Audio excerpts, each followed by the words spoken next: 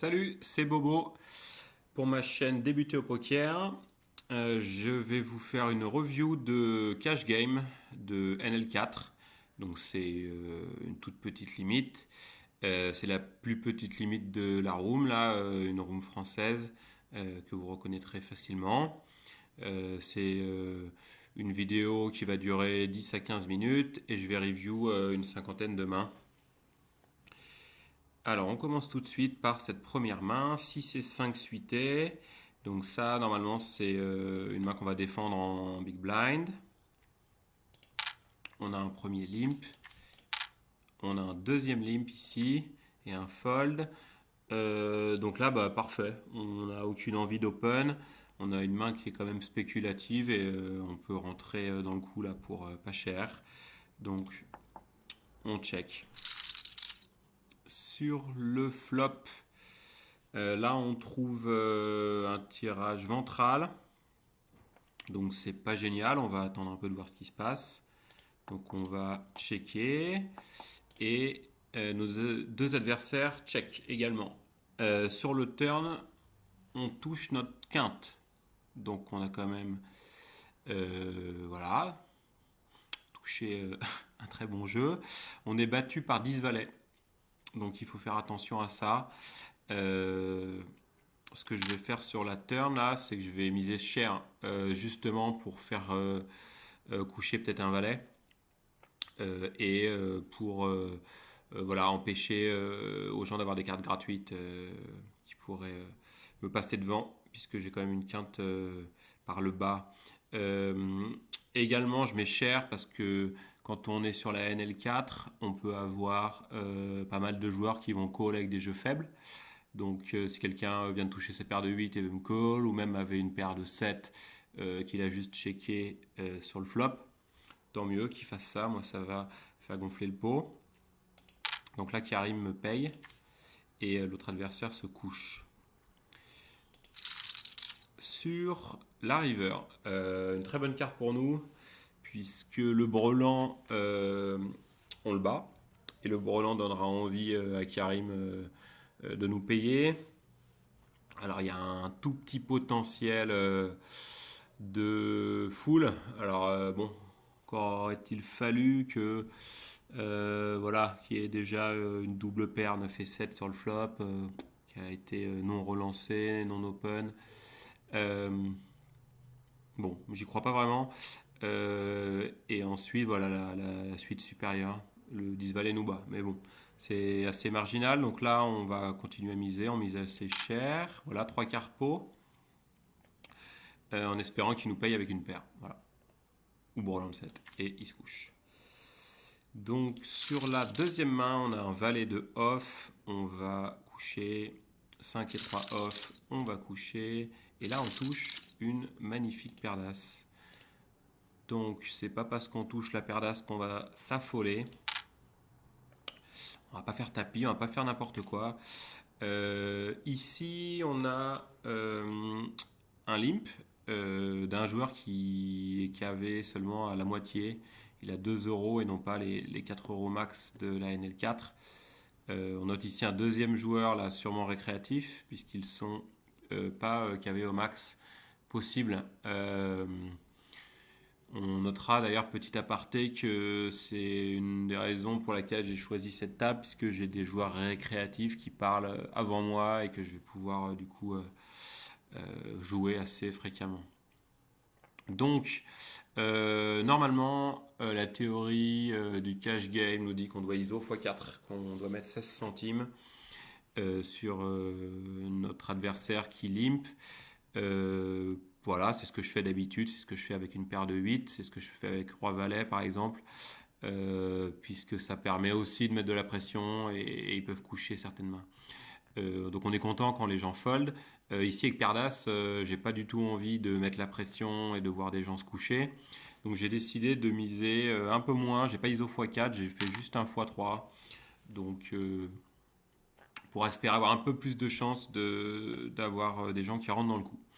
Je sais pas si c'est forcément très bien joué. En tout cas, ça m'a paru être un raisonnement qui se tenait au moment où je l'ai fait.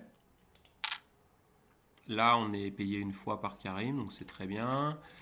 Et AI paye également. Donc on a un joli pot là euh, qui va être joué à 3. On a un très beau flop. On est battu que par un 3. Il y a très peu de tirages. Donc c'est très, très bon pour nous. On va décider d'open pas trop cher. Je pense que là j'ai fait voilà, un peu moins d'un demi-pot pour garder les joueurs dans le coup tout simplement. On a quand même prévu dès le début du coup, si Karim se réveille à tapis là, de pas y aller. Ça peut très bien être un 3. Voilà, il a son 3, il fait tapis. Je couche quand même moi ma paire d'as. Je vais pas m'affoler euh,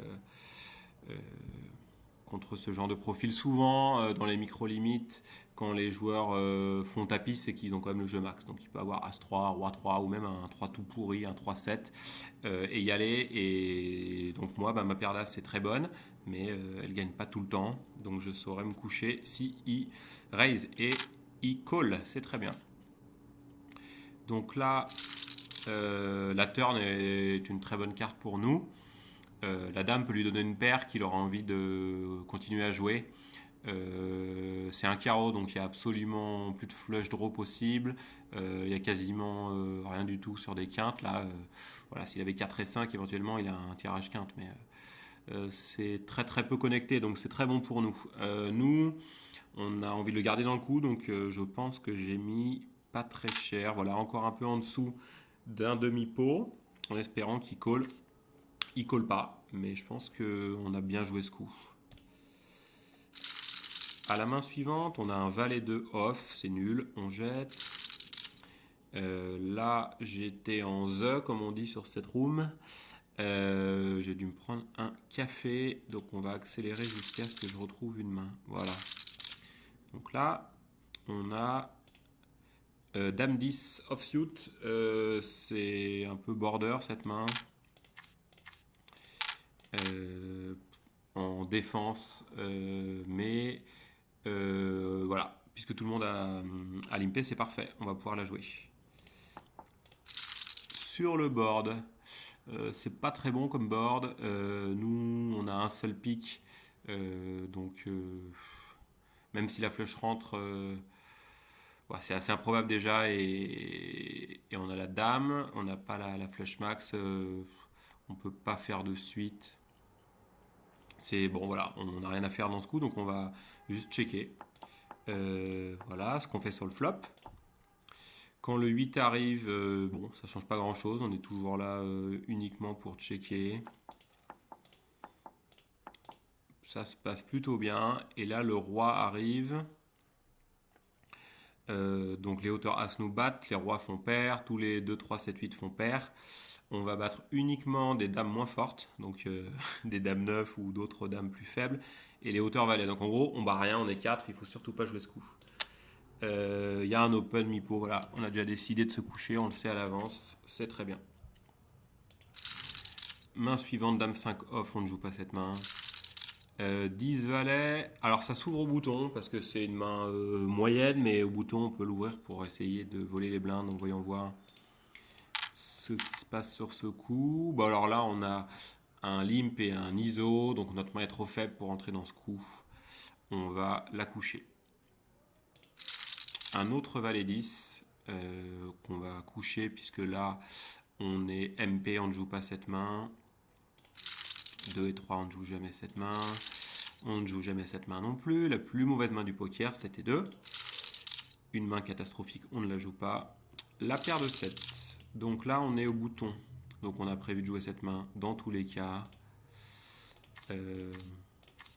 Et ben voilà, on y va. Donc là, on va open à 3 fois la blinde, donc 12 centimes. On est payé par notre cher président. Donc bah c'est très bien, on va avancer prudemment parce qu'on n'a pas une main exceptionnelle non plus. Sur ce flop, on a un flop qui a des tirages couleurs à cœur. On a un flop qui peut avoir des tirages 8 s'il a 7 et 8. Donc c'est un flop qui est légèrement dangereux, qui est un peu connecté. Donc on va essayer de faire coucher ces tirages. Donc on va miser cher. Sachant que on va miser en value là, avec notre paire de 7 puisqu'on est battu que par le 9. Il peut avoir envie de nous payer avec un 6 qui ferait middle pair. Nous on a quand même la deuxième paire cachée. Je pense que ça se joue en value là. Donc on va miser une fois en tout cas sur le flop. On va mettre 3 cartes pot. Voilà. Et notre ami Manu Macron va se coucher. Très bien, on est content. Main suivante 7 et 6. C'est mauvais, on couche. 3-3 suité, c'est mauvais. 9 et 6, c'est mauvais. 8 et 10, enfin offsuit, c'est mauvais. Valet 3 suité, c'est mauvais aussi. Ah, une bonne main là, dame roi suité. C'est pas pour autant qu'on va s'emballer. Donc, on est au bouton. On sait qu'on va ouvrir cette main. S'il y a un limp, on va ISO.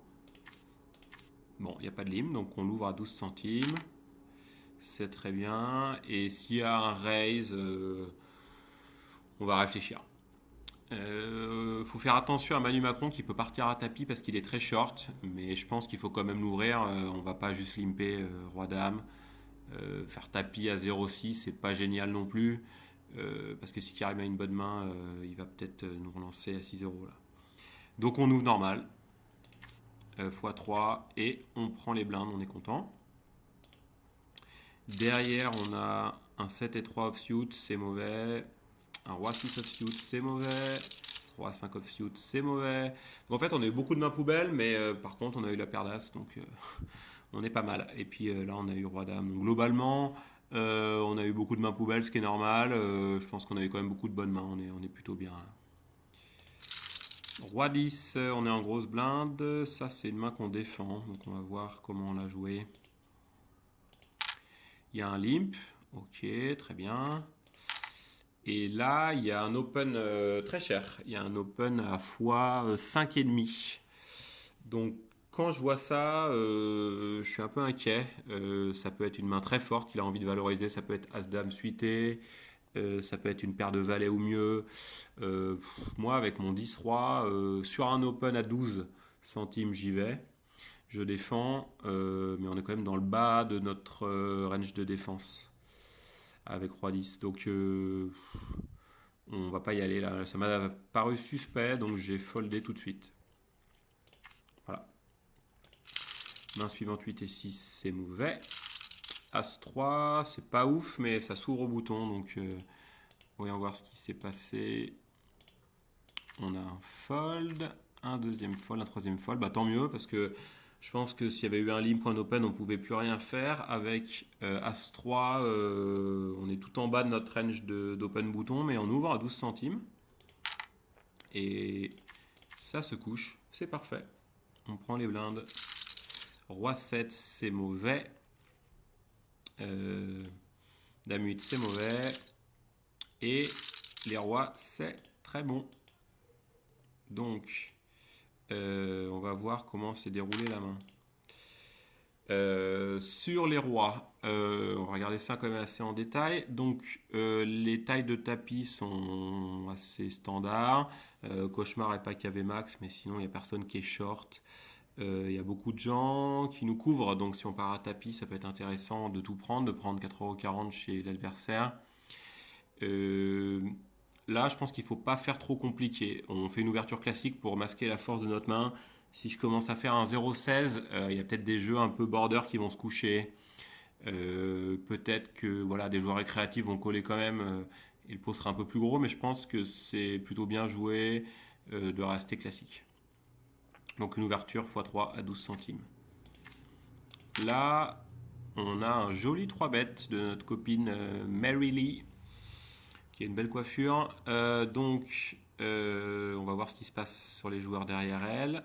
Bon, ça fold, ça fait quand même assez cher. Il faut rentrer seulement avec des bonnes mains à 42 centimes. Et nous, là, on est hyper content. On a la deuxième meilleure main du poker. On a un gros 3 bêtes. Donc, normalement, il faut 4 bêtes. Donc, il faut re-raise. Logiquement, entre 1,2 et 1,5, je pense. Donc, il faut faire 1 euro, 1,20 € pour faire gonfler le pot parce qu'on a une très bonne main, etc. J'ai joué différemment là-dessus parce que je suis pas forcément hyper compétent au flop. Et s'il y a un as qui tombe au flop, je vais être emmerdé. S'il y a un as et qui me met la pression, genre un bet très cher au flop, je vais peut-être même coucher les rois. Voilà, moi je joue un L4 et 10, je suis plutôt un joueur correct. Je suis pas un joueur excellent post-flop, donc j'ai décidé de faire une action un peu plus radicale. Voilà, le tapis. En me disant que s'il me paye, logiquement, je suis devant quasiment tout. Alors s'il a les as, tant mieux pour lui, mais je vais quand même battre une bonne partie de sa range de call. Il peut me call avec les valets, les dames, as-roi suité ou off, as-dame suité, etc. Donc je pense que c'est un play qui est pas top parce que je peux peut-être prendre plus de V en faisant un 4 bet à 1,20€, mais c'est pas un mauvais play non plus. C'est pas catastrophique. Et notre ami décide de me call. Donc on va découvrir ce qu'il a. Euh, il, il fait un call assez mauvais, hein, avec les 9 sur un 4 bet tapis. C'est vraiment pas ouf ce qu'il fait. Bon voilà, donc on est devant. Tout se passe bien. On va regarder un peu ce qui se passe à la turn. Donc là, on le bat si un cœur rentre, puisqu'on fait la flush avec le roi et lui au 9. Il peut pas faire de suite. Il peut juste faire brelan. Donc il y a 2-9 qui le sauvent. Tous les cœurs, on le bat avec une bonne flush. Tous les rois, on fait brelan. Toutes les autres cartes, on est toujours devant. Et il a donc 2-9 qui peut sortir du paquet. Ça lui fait 2 out, 4% de chance. Donc là, il a 4% de chance de nous battre. Et ben, il nous bat pas, évidemment.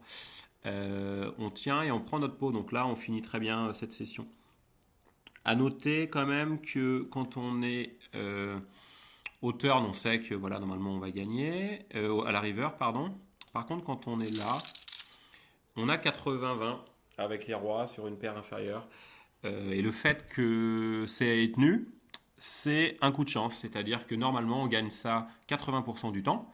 C'est-à-dire que si on en fait 10 ou 100, ben on va en gagner 8 ou 80 et on perd quand même un bon paquet. Et le fait qu'on ne l'ait pas perdu, on a eu de la chance. Même si on est devant, c'est pas normal de le gagner.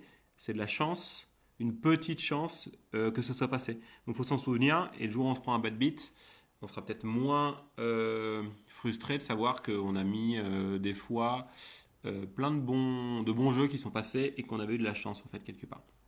Donc on termine la session là-dessus. On prend 8,56 €. On a doublé. Donc on a fait 100 blindes, même un peu plus en 50 mains. Donc on était à 200 BB 100. Donc c'est assez énorme comme résultat. Si on analyse ça, on a eu quand même les rois, les as. Après, on a eu pas mal de mains poubelles, mais globalement, je pense on est bien. On va faire le bilan en disant que cette session, on a run super good et on a joué assez correctement. Voilà. Bah merci et ciao.